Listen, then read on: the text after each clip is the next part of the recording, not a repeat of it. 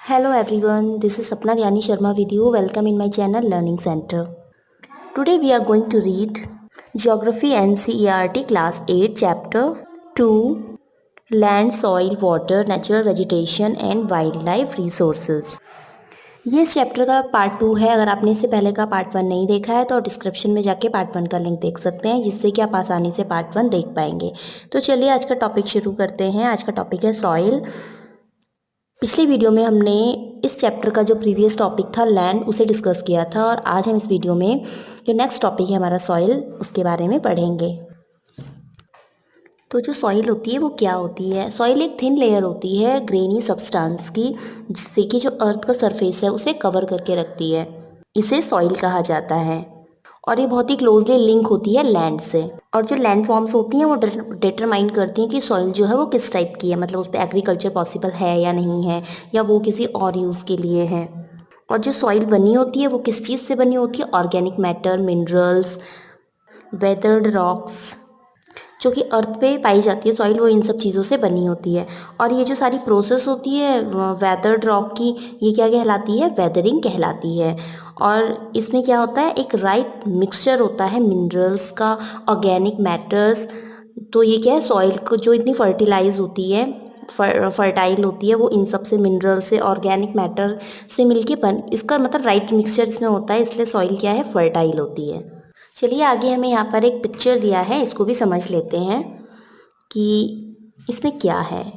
तो जैसा कि आप इस पिक्चर में देख पा रहे हैं, जो सबसे नीचे जो बिल्कुल बॉटम में जो पार्ट है उसे पेरेंट रॉक कहा जाता है। ये एक तरह से मतलब रॉक होती हैं, चट्टान होती हैं। और उसके ऊपर ये जो येलो वाला पार्ट है ये वेदर्ड रॉक मटेरियल इसको कहा जाता है। मतलब एक तरह से जाए तो ये वो पार्ट होता है जो कि रॉक से टूटा हुआ होता है, मतलब रॉक से अलग हो चुका होता है, इसमें टूट फूट होती रहती है। इसके बाद जो थर्ड नंबर पे जो ग्रीन कलर का ब्राउन कलर का जो पार्ट है ये आप देख रहे हैं, सब soil with sand, silt and clay से ये बना होता है। इसी के ऊपर वाले पार्ट पे जो है, जो ह्यूमन एक्टिविटीज़ हैं, एग्रीकल्चर है, वेजिटेशन है, वो इसी के ऊपर वाले पार्ट पे किया जाता है। जो कि आप ये टॉप पार्ट देख रहे हैं ग्रीन कलर का, इसमें top soil with Hume's and vegetation के लिए ये पार्ट होता है। चलिए नेक्स्ट टॉपिक देखते हैं, फैक्टर्स ऑफ सोइल फॉर्मेशन। जो मेजर फैक्टर होते हैं सोइल फॉर्मेशन के, वो होते हैं nature of the parent rock and climate factors. तो ये जो है मेन 2 फैक्टर्स होते हैं सोइल फॉर्मेशन के। इसके अलावा जो सॉइल फॉर्मेशन के फैक्टर्स होते हैं उनमें है topography, role of organic material and time taken for composition of soil formation. तो टोपोग्राफी होता है, ऑर्गेनिक मटेरियल होता है, और कितना टाइम लगेगा सॉइल फॉर्मेशन में, ये सब क्या है? सॉइल फॉर्मेशन के फैक्टर्स होते हैं। और इसी वजह से जो सॉइल है वो प्लेस टू प्लेस डिफर करती है, मतलब हर जगह की सॉइल अलग अलग होती है, इसलिए वो डिफर करती है। तो चलिए आगे का यहाँ पर एक डायग्राम हमको दिया है, इसको देख लेते हैं, समझ लेते हैं सॉइल जो होती है वो कैसे फॉर्मेट होती है। तो सबसे पहले यहाँ पे दिया है ये पेरेंट रॉक। पेरेंट रॉक जो रीज़न है या फैक्टर है सॉइल फॉर्मेशन का, इसमें क्या क्या आता है? Determines colour, texture, chemical properties, mineral content, permeability. तो ये सब चीज़ें क्या है? पेरेंट रॉक के। रिलीफ, तो रिलीफ के अंदर altitude and slope determine accumulation of soil. Next है flora, fauna and microorganism. तो ये जो फैक्टर है सॉइल फॉर्मेशन का, इसके अंदर affect the rate of human formation. फिर नेक्स्ट आता है क्लाइमेट, इसके अंदर temperature, rainfall, influence rate of weathering and humus formation. मतलब ये चीज़ें क्या हैं? उसको प्रभावित करती हैं, temperature, rainfall, influence rate of weathering and humus formation. फिर लास्ट आता है टाइम। तो टाइम जो है मतलब सॉइल बनने में कितना टाइम लगेगा, determines thickness of soil profile. तो ये सब क्या है? सॉइल के फैक्टर्स है, parent rock, relief, flora, fauna and micro organism, climate and time. अब हम आगे पढ़ेंगे डिग्रेडेशन ऑफ सॉइल और कुछ सिंपल मेथड सॉइल कंजर्वेशन के। तो सॉइल इरोजन है एंड डिप्लेशन है, ये मेजर थ्रेड्स होते हैं सॉइल एज अ रिसोर्स के। Both human and natural factors can lead degradation of soil. और कुछ फैक्टर्स ऐसे होते हैं जो कि कारण होते हैं सॉइल डिग्रेडेशन का, जैसे कि डिफॉरेस्टेशन है, ओवर ग्रेजिंग है, over use of chemical fertilise and pesticides होते हैं, कुछ रेन वॉश है, लैंडस्लाइड्स एंड फ्लोड्स है। तो ये जो सारे फैक्टर्स हैं ये सॉइल के डिग्रेडेशन के फैक्टर्स होते हैं। और यहाँ पे कुछ सिंपल मेथड हमें दिए गए हैं कि हम सॉइल को कैसे कंजर्व कर सकते हैं। तो चलिए उन्हें पढ़ लेते हैं। पहला है यहाँ पे मल्चिंग। मल्चिंग प्लांटेशन का एक ऐसा तरीका है कि जिसके द्वारा हम सॉइल के डिग्रेडेशन को रोक सकते हैं। तो इसमें क्या होता है कि जो दो प्लांट होते हैं उनके बीच की जो दूरी होती है, थोड़ी थोड़ी दूरी पे प्लांट्स लगाए जाते हैं, उनके बीच की जो दूरी होती है वहाँ पे स्ट्रॉ डाल दिए जाते हैं। और उसकी हेल्प से, स्ट्रॉ की हेल्प से जो मॉइस्चर होता है सॉइल का वो बना रहता है। ठीक है, तो इस वजह से सॉइल का डिग्रेडेशन नहीं होता। नेक्स्ट है कंटोर बेरीज। कंटोर बेरीज में stones, grass, soil are use to build barriers along contours.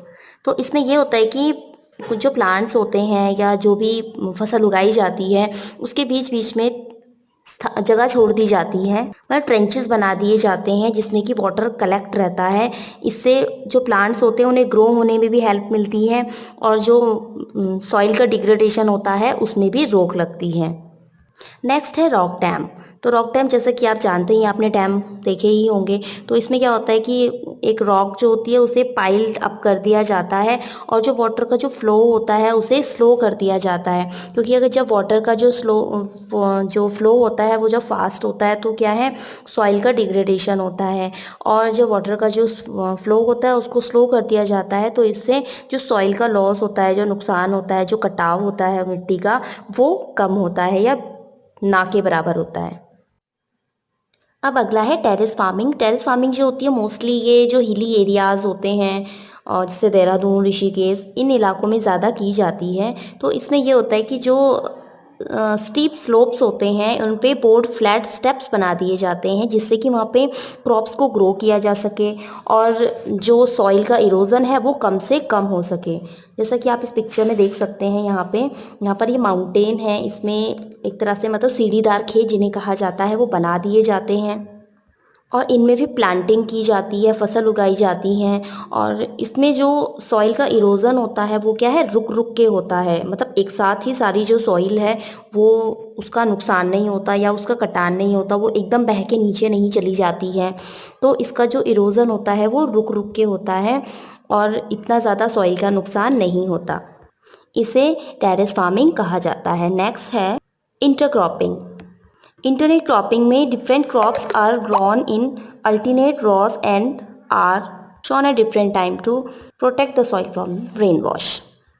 Intercrop में जो डिफरेंट क्रॉप्स होती हैं उन्हें ग्रो किया जाता है बीच में अल्टरनेट रॉज बना के, और जो अल्टरनेट रॉज होते हैं उनमें डिफरेंट क्रॉप को ग्रो किया जाता है। इससे जो है सॉइल का इरोजन नहीं होता और जो सॉइल होती है वो ज़्यादा लंबे टाइम तक यूजफुल रह सकती है। नेक्स्ट है कंटोर प्लॉटिंग। नेक्स्ट है कंटोर प्लॉटिंग। प्लॉटिंग जो ये होती है, कंटोर प्लॉटिंग, ये बहुत आसान और बहुत अच्छा तरीका है सॉइल के इरोजन को रोकने का। इसमें स्लोप से वाटर का जो फ्लो है उसको डाउन या स्लो कर दिया जाता है जिससे कि सॉइल का जो इरोजन होता है उसको रोका जा सके। लास्ट है शेल्टर बेल्ट्स।